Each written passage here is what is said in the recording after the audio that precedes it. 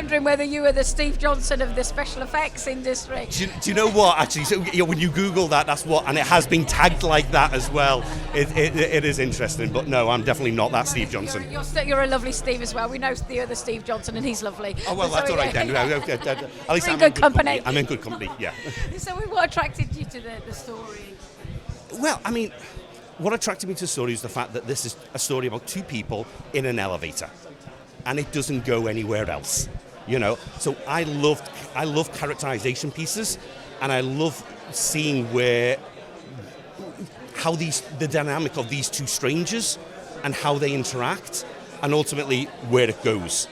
I mean, maybe you'll question who you get into an elevator with the next time.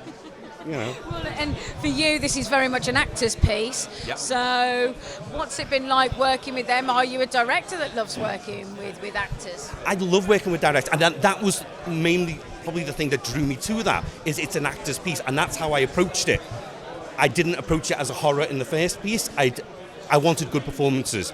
The horror elements or the thriller elements or the psychological element, that comes as secondary, but it had to be a performance piece because you had to believe the situation they were in. Yeah, exactly. And it's interesting how films like this, they really do work. I mean, I can cast my mind back to Phone Booth, which was, utterly gripping. Yes. Has it been an easier production in some respects logistically, because you can just focus on, you know that you're just in the one area, you haven't got masses of locations, and you can focus on the job in hand? It's got its advantages and disadvantages. The advantage is, yes, it's one location. You can't go anywhere else. The disadvantage is you can't go anywhere else. So it's really fun. You're in there. And it's unlike some of these other one-location films where they say, they cut out and you get a bit of backstory like that, whatever. We're not. We are literally. And that was the challenge. And it's a challenge as a filmmaker to stay in there. But again, then just seeing how this unfolds.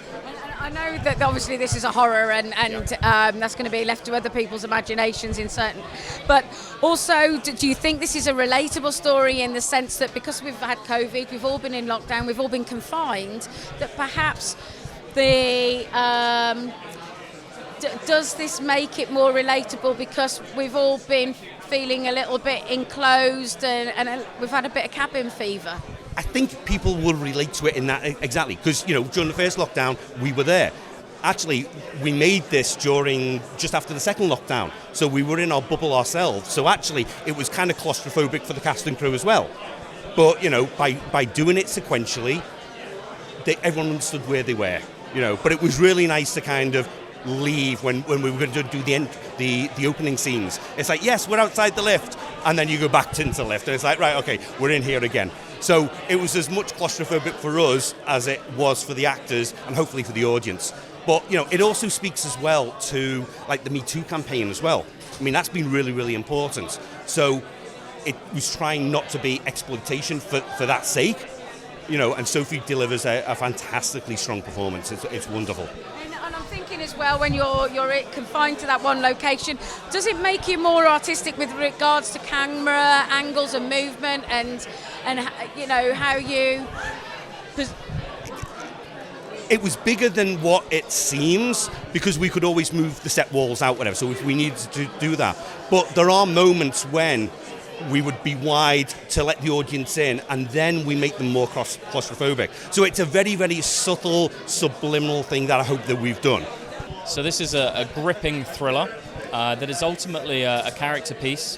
You've got two characters who are trapped, and the question is, how is this going to play out? And I think the great thing about this movie that attracted me to it was that the traditions of horror are played with throughout. And so you're going to leave this debating it with your friends. You're going to be questioning the whole time. Do you know what's going on? Do you know what's going to happen? Can you guess the twists before they happen? And when things do start going awry, are you going to be able to sit still? What attracted you to the project specifically? So we'd just come out of COVID and we'd just produced a movie called Kingslayer, which was a very large medieval kind of epic. And we were looking for something smaller to work on, and this script came along, two characters, one location. I kind of pricked my ears up and thought, oh, this could be interesting. And then I read it and was just absolutely gripped from page 1 to the end. We took it on and developed it under the production company Stronghold. We worked with it for about 8 months, and then we brought on a pre-production period of about 3 months to really take every little aspect of the movie and bring it to the screen, so it gave it great rewatchability, we hope. Well, I mean, it's interesting that these films where you are just in one location, I mean, Phone Booth springs to mind, you wonder how a film can kind of take an audience's attention for such a long amount of time, yet when the story is good and it's strong, and the characters are really working their magic then, and the actors are, of course, then it's gold, isn't it? It certainly is, and I think Phone Booth is a great example of a movie that just grips you. It's got wonderful performances, and the more times you watch it, the more you start picking up on the sound design, the editing choices, the direction, and suddenly you realise this is a real team effort that creates such a wonderful piece, and I certainly think the whole team did an incredible job working on this one. And for you, just finally, horror, what makes this such a great genre for you to then explore the story and maybe take it to the kind of break the boundaries a little bit? I think horror's always pushing boundaries. The great thing with this film is that it asks the question, who's accountable for what actions and what level of accountability should we go to? And so that's just a fun question to debate with friends, for audiences to kind of leave considering. So what makes this film different? That you're going to come away talking about it. Fantastic.